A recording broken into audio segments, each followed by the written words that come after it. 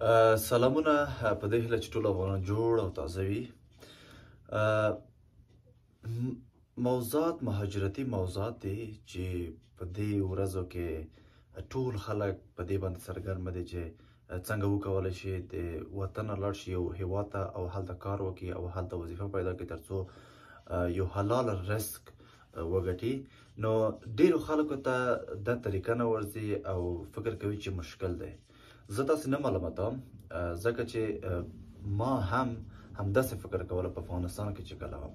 چې دا خو ډیره سخته دی. کله چې زه مثلا زه وغواړم که چیرې امریکا ته لاړ شم، که چیرې زه وغواړم کاناډا ته لاړ شم او که چیرې زه وغواړم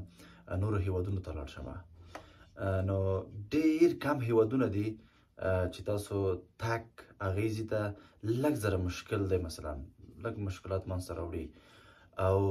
ځینې هیوادونه دي چې دوی مهاجرین همیشه سپورټ کوي او دعوتوي، هغه فکر کوم دومره مشکل نه دی. فکر نه کوم چې بیخي مشکل نه دی، ولې چې ما په خپلو سترګو ولیدل دلته. یعنې زه اوس فکر کوم که چیرې دغه معلومات ما سره راسره وای په افغانستان کې، زه کیدای شي 15 یا 10 کاله مخکې دلته راغلی وای. یعنې 10 کاله هم نه، ځکه چې 10 کاله مخکې ما مکتب نه وای خلاص کړو، یعنې 15 کاله مخکې یا 3 کاله مخکې کله چې ما پوهنتون خلاص کړو، نو زه کیدای شي وخته دلته راغلی وای، هېڅ مشکل هم نه و. نو یو خو ویزیټ ویزې شرایط داسې دي چې کله تاسو چې په ویزیټ ویزې باندې یو هیواد ته ځئ، نو د مهاجرتي ویزه تاسو ته په هغې هیواد کې لږ زره په مشکل درکوي. نو د کاناډا سیستم داسې دی چې دلته بیا نور سازمانونه شته چې ورشي ورته وایي چې زه په ویزیټ راغلی یم، ما ځان ته یوه لیاره پیدا کړه چې په ویزیټ راشم، خو زه غواړم چې دلته پاتې شم، نور نه غواړم چې د دې وطن څخه لاړ شم بل وطن ته یا خپل وطن ته.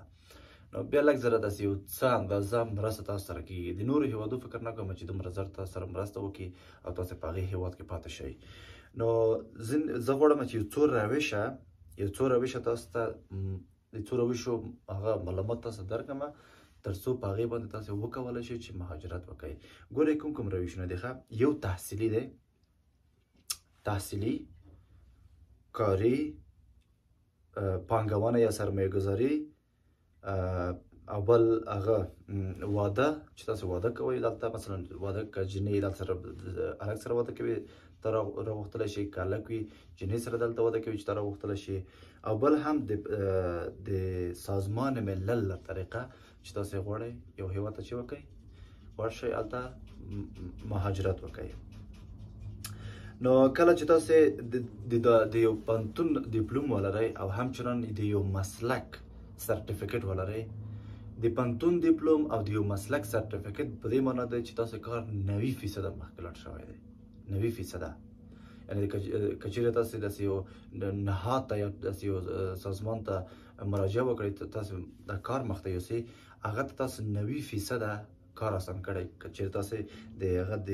د پوهنتون ډیپلوم ولرئ او هم د یو مسلک هغه ولرئ، تخصص ولرئ، مثلا نجاري، مثلا غاښو بخش کې طب، مثلا ډریوري، مثلا سیمټوي، رنګمالي. خو په دې شکل چې په دې یعنې چې تاسو مطلب خپل مسلک ته وفاداره پاتې شئ. شرط دغه دی، په دې شرط چې تاسو خپل مسلک ته وفاداره پاتې شئ او دغه په اثبات ورسوئ چې دا همدې مسلک کې غواړئ چې نور هم پرمختګ وکړئ. دغسې باید په خپل مسلک ودرېږئ. چې کله په خپل مسلک ودرېدئ او په سی وي کې دا رقم ولیکل شي، نو هغې نه وروسته تاسو کار ډېر اسانېږي چې تاسو هغه بخصوص کاناډا هېواد ته چې تاسو راشئ. زه مطمئن یم چې کار مو ډېر اسانېږي. نو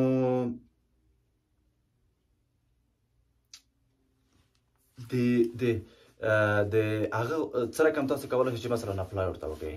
دا دومره سخت نه دی. بخصوص زما دغه پیام پښتنو ته دی چې په دغه عربي هیوادونو کې اوسیږي. ګورئ ملګرو، تاسو اکثریت په انګلیش نه پوهیږئ، نو ځکه تاسو ته مشکل دی. تاسو ورغلي هغه دفترونو ته ورغلي یئ چې تاسو نه پیسې اخیستئ، تاسو کار نه دی شوی. کوم دفترونه چې په کاناډا کې دي چې ما 2 لینکونه یې شیر کړي وو په ټلګرام کې مې اچولی، کوشش کوم چې په دغه ویډیو کې هم چلم زه هغه لینک شیر کړم په دې هغه ډسکرپشن کې. تاسو خپل اپلای ورته وکړئ. اول ځان رجسټر کوئ، هغې نه وروسته تاسو ته ایمیل کېږي. چې ایمیل وکړو نو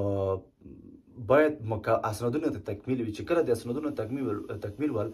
دوی هم دا کار مخته وړلی شي. یعنی اته د راتګ چانس یعنی 90% مخته ځکه چې دغه سندونه تکمیل کړل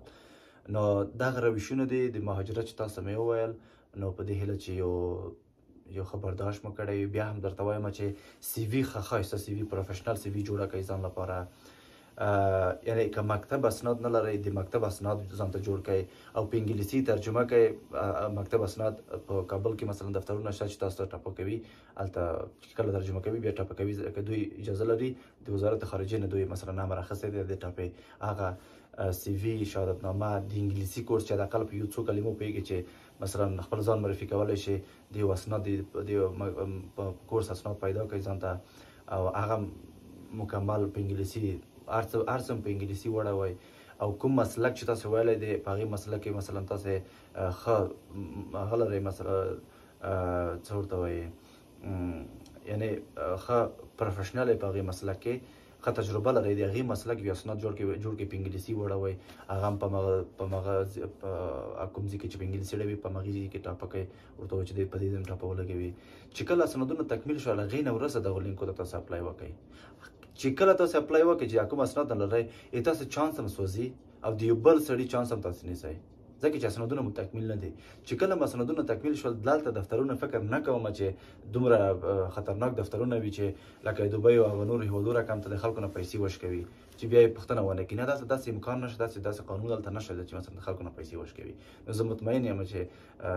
دوی تاسو چل نشي درکولی او کیدای شي زه دوی سره ارتباط هم دلته ونیسم زه کوشش کوم ایمیل ورته وکړم چې دغه ستاسو پیج یا ستاسو صفحه ما په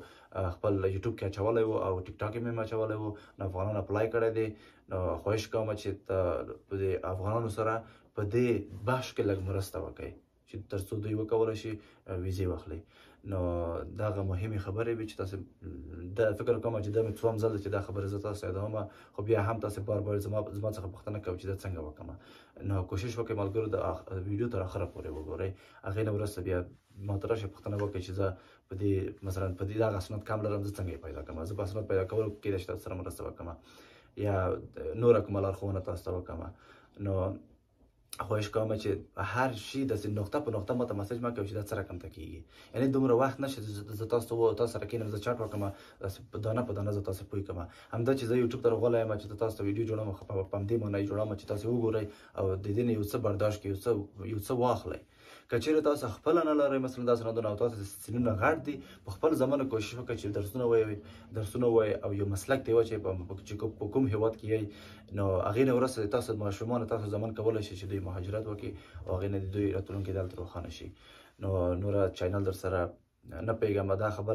دا خبره بیخي باید د څوک چې چینل کاروي او یا هم سوشل میډیا کاروي دا بیخي د دوی عادت ګرځي چې وایي چې چینل سبسکرایب کړئ لایک یې کړئ کومنټ یې کړئ نو دا حق هم لري چې دومره مثلا تاسو د هغې چینل سبسکرایب کړئ یا لایک یا کومنټ کړئ نو ځکه چې دا ډېر په زحمت سره دغه ویډیو جوړېږي په اسان نه جوړېږي زما دغه د اوس ویډیو جوړه کړه یو ساعت بعد زه یو ساعت کښېنم دا ایډیټ کوم بیا اچوم یوټیوب ته بیا یوټیوب کې اپلوډ کوم یعنې ډېر مشکل دی باور په خدای وکړئ ډېر مشکل دی نو خاص د دومره څوک همت کړی او تاسو لپاره یو ښه راهنمایي کوي نو تاسو یې سپورټ کړئ خامخا نو خدای په امان